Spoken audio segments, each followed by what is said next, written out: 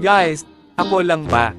Yung tipong nauumay na sa paulit-ulit na hero na ginagamit mo sa ML. Kasi diba, lahat naman tayo may comfort hero.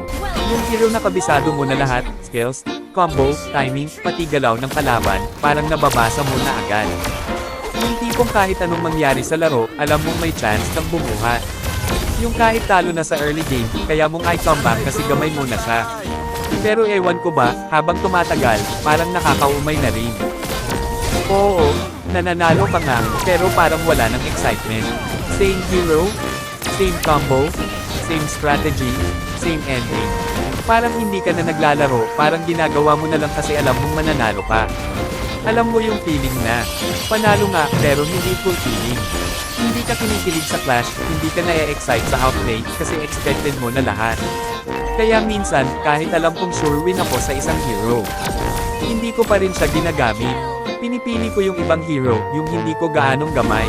Yung may risk na matalo ako. Yung kailangan ko pang paghirapan ulit. Oo, minsan mahirap. Minsan nakaka-frustrate. Minsan napapaisip ka kung bakit hindi ka nalang nag-comfort hero.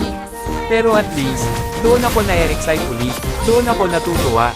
Doon ko nararamdaman na naglalaro talaga ako, hindi lang basta nananalo. Ang lalako no, pinipili ko yung hirap kaysa sa siguradong panalo. Pero siguro ganun talaga, hindi lang panalo ang importante sa laro, kundi kung nag-e-enjoy ka ba habang naglalaro. Kasi anong silbi ng win kung wala ka namang naramdaman diba? Kayo ba guys, mas pipiliin nyo ba yung sure win na hero? O yung hero na nagpapasaya sa inyo kahit mahirap gamitin? Comment nyo nga, gusto ko malaman kung ako lang ba talaga.